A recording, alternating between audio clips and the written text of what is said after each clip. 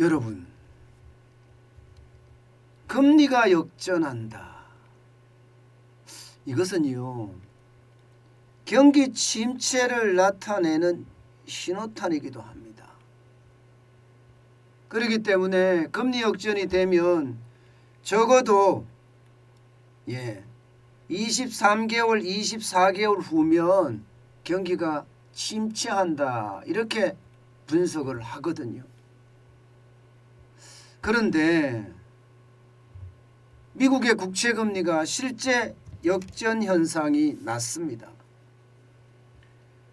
3년 만기 국채 수익률하고요, 5년 만기 국채 수익률이 역전됐습니다. 역전율은 0.013%인데요. 그렇게 크지는 않았습니다. 그렇지만 3년 만기 국채금리하고 5년 만기 국채금리가 역전됐다는 사실입니다. 실질적으로 말입니다. 미국 시간으로 18일입니다. 18일. 어제죠. 18일 오후 2시 48분에 미 동부 시간으로 3년 만기 국채 수익률은요 2.160%였고요. 5년 만기 국채 수익률은 2.147%였습니다. 지금 이거 보시는 것처럼요. 이렇게 되면 금리 차이가, 역전된 금리 차이가 0.013이 났다는 사실이에요. 물론 말입니다. 이 3년 만기하고 5년 만기가 금리가 역전됐다고 해서 이게 바로 경기 침체다 이렇게 읽지는 않습니다. 일반적으로 이야기할 때는 3년 만기가 아니라 이게 장기 어떤 국채하고 단기 국채하고의 어떤 역전이 일어나야지 이게 이제 경기 침체의 신호탄이라고 이야기하거든요. 예를 들어서 2년 만기 국채금리하고 10년 만기 국채금리가 역전이 된다. 3년 만기 국채금리하고 10년 만기 국채금리가 역전이 된다. 이것은 확실히 말입니다. 경기가 침체되는 그런 신호탄으로 볼 수가 있습니다. 그런데 지금 보여드린 것은 3년 만기에서 5년 만기잖아요. 그러니까 지금 경기가 제일 좋다예요. 지금보다 앞으로 가면 갈수록 더 나쁘다. 다시 말해서 일반적으로 이자를 줄 때는 이게 오랫동안 가지고 있는 게 이자가 많잖아요. 이자가 그죠? 5년, 10년이 되는 게 3년보다는 이자가 많은데 5년, 10년이 되는 게 이자가 줄어든다는 것은 그만큼 지금 경기가 최고라는 거예요. 지금보다가 더 나빠진다는, 더 나빠진다. 그런데 이 3년에서 5년이 이렇게 금리차가 일어났는데 말입니다. 이게 단기하고 장기의 금리차, 2년하고 10년 차에도 지금 조짐이 보입니다. 금리차가 굉장히 줄어들고 있습니다. 그 어느 때보다 2년 만기 국채금리하고요 10년간 만기 국채금리의 어떤 격차가 확 좁혀졌습니다. 확. 3월 17일 기준으로 0.26까지 줄어들었고요. 0.26까지. 0.26이거든요. 이게 0.26이요. 0.26까지 줄어들었다는 것은 여러분, 2년하고 10년 만기의 금리차가 굉장히 줄어들어서 자칫 잘못하면 역전이 일어날 수도 있다는 얘기. 역전이 일어날 수도. 사실 여러분 2021년 3월만 하더라도 2021년 3월 31일이죠. 1.58이었습니다. 1.58. 1.58의 금리차가 났는데 이 금리차가 지금은 3월 17일 기준으로 0.26%가 줄어들었고요. 3월 18일 기준으로 가면 0.2까지 줄어듭니다. 0.2까지. 0.2까지 줄어든다는 것은 금리차가 굉장히 줄어든다는 이야기잖아요. 금리차가 줄어들면 이게 이제 경제 침체의 어떤 신호탄이라고 이야기할 수 있습니다. 당장은 아니지만 그렇게 멀지 않았다. 미국이 금리 인상을 하고 나서 3년 만기하고 5년 만기는 이미 역전이 한번 일어났고요. 이제 2년 만기하고 10년 만기가 일어나느냐 안 일어나느냐 이 문제인데 일반적으로는 일어나기가 그렇게 뭐라 그럴까 빨라진다고 할까요? 일어나기 굉장히 빨라질 수 있다는 이야기예요. 금리 인상을 계속 해버리면 지금 현재는 말입니다. 미국이 금리를 0에서 0.25를 0.25% 인상을 해서 0.25에서 0.5%가 됐잖아요. 그렇지만 앞으로 더 6번 더 금리를 인상한다고 했습니다.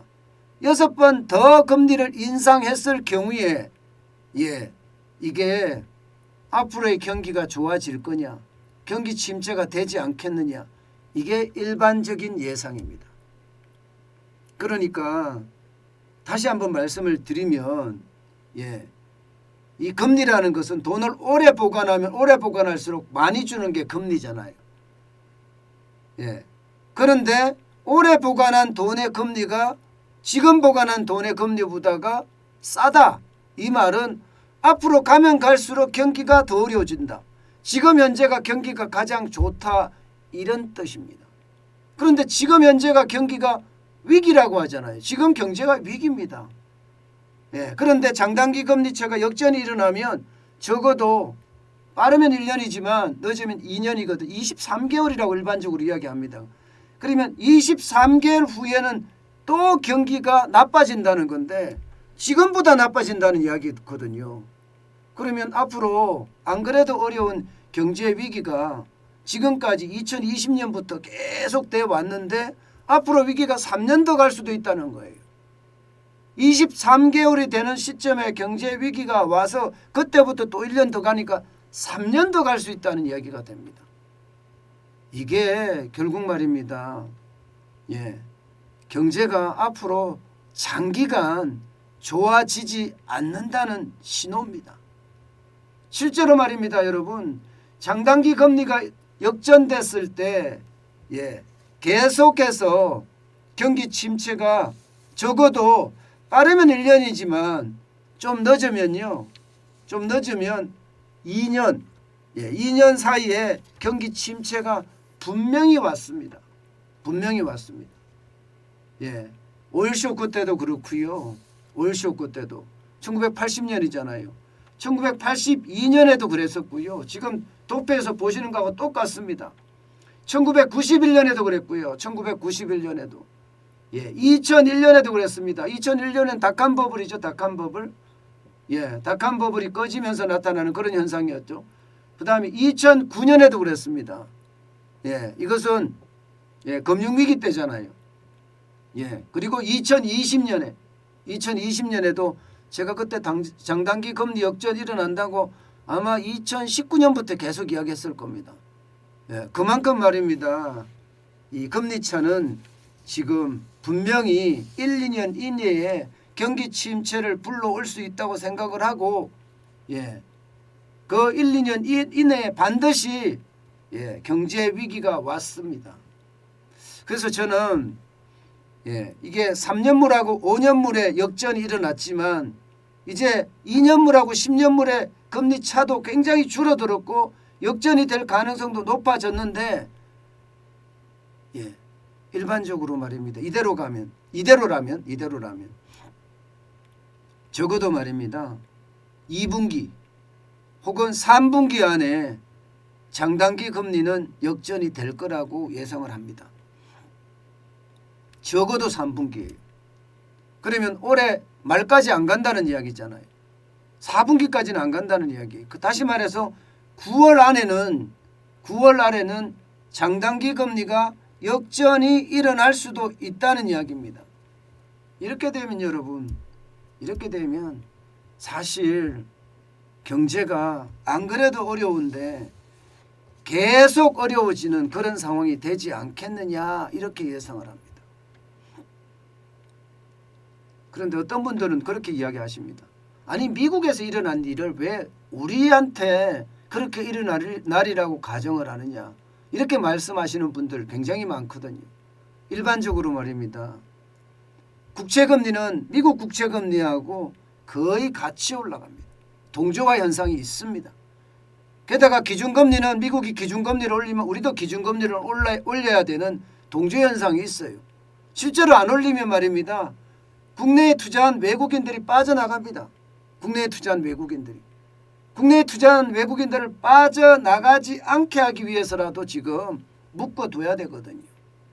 예, 그러면 똑같이 올리고 똑같은 상황이 재현됩니다. 물론 우리는요 지금 3년 만기 국고채하고 10년 만기 국고채 이 금리 차가 0.51%입니다. 우려할 수준은 아니다 이렇게 이야기합니다.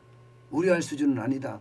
그렇지만 0.51%라는 숫자는 지난해 5월에는 1%포인트 넘게 차이가 났거든요. 심지어 말입니다. 지난 2월 16일이죠. 대선 앞두고 적자국채 발행을 한다고 하니까 이때는 2.3%까지 차이가 났습니다. 그러다가 지금 점점 좁혀 들어가고 있는 거예요. 좁혀 들어가고. 그러면 우리도 그런 사태가 충분히 발생할 수 있다는 이야기입니다. 게다가 미국의 금리를 올리는 만큼 우리도 금리를 계속 올려야 되기 때문에 그 상황은요 달라지지 않는다는 뜻입니다. 여러분 참 경제가 어렵다는 이야기를 제가 참 많이 하는데 지표들이 어려운 지표들만 이렇게 계속 나옵니다. 어려운 지표들만. 좋은 지표들이 나와야 되는데 그래야지 경기가 좋다. 앞으로 경제 좋아지니까 우리 이런 사업하자 저런 사업하자 이렇게 이야기할 텐데 이게 경기가 좋다는 신호가 안 보이니까 좀 답답할 따름입니다. 매일매일 제가 경제 지표는 다 검색을 해보거든요. 그런데 그 검색한 결과 아직까지 좋다고 하는 지표는 잘 보이지 않습니다. 잘. 그래서 우리가 아직은 빙하기다. 아직은 어둠의 터널 속에 있다. 이 빙하기가 언제 끝나느냐 어둠의 터널이 언제 끝나느냐는요 좀 시간을 두고 봐야 될 것 같습니다. 그 즉시 그런 신호가 나오면 제가 여러분들에게 가장 빠르게 제가 브리핑해 드리도록 하겠습니다.